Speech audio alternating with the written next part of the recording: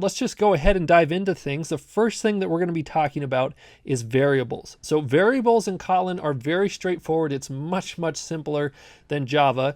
To create a variable, you just type var space and give your variable a name.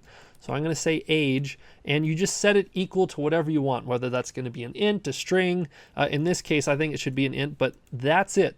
There's no semicolon, nothing else that you got to do. You don't have to say new or anything like that. This is all you have to do to create a variable. And if you want to update this over time, say age is now equal to 30, that's totally fine as well. So when you say var age, this is a mutable variable. If you want to make an immutable variable, change it from var to val, and then all of a sudden you'll get an error here because it's saying, hey, val cannot be reassigned, meaning that once you set it the first time, it is that for the rest of the time. All right.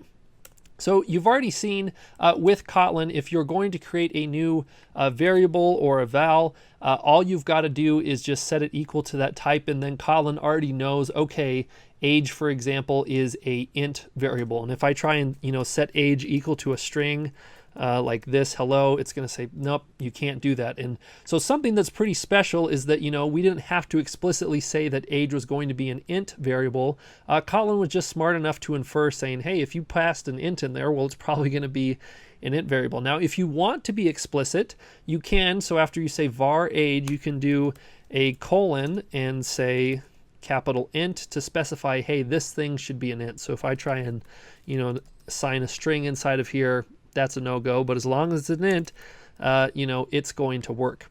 Now, same thing goes for strings. If I want to say, I'm going to make a variable called fave candy. It's going to be equal to my favorite candy bar, and I love Snickers. All I've got to do is just set it like this. So strings in Kotlin is just the double quotes, right, like this. If you want to specify the type, you can by saying capital string right there.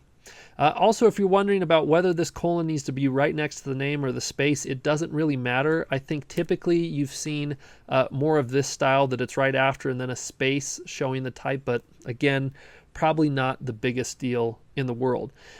So the last thing that I just want to cover here before we move on is with strings, you can do some awesome string interpolation in Kotlin that's so much easier than you could in Java. So for example, let's say I want to write a sentence about my age and my candy. So I might say something like, I am 28 years old and I love Snickers, right? But, rather than just always saying 28 and Snickers, I want to replace that with the value that's inside of these variables. Well, string interpolation in Kotlin is very simple. All you do is do a $, and then you just provide the variable that you want there. So in this case, age, just like that.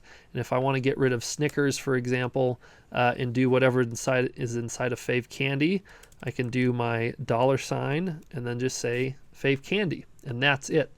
So to go ahead and make sure that this is what we were hoping for, let's go ahead and do a print line of this, and we'll go ahead and run our code here. So you should see I am 0 years old and I love Snicker.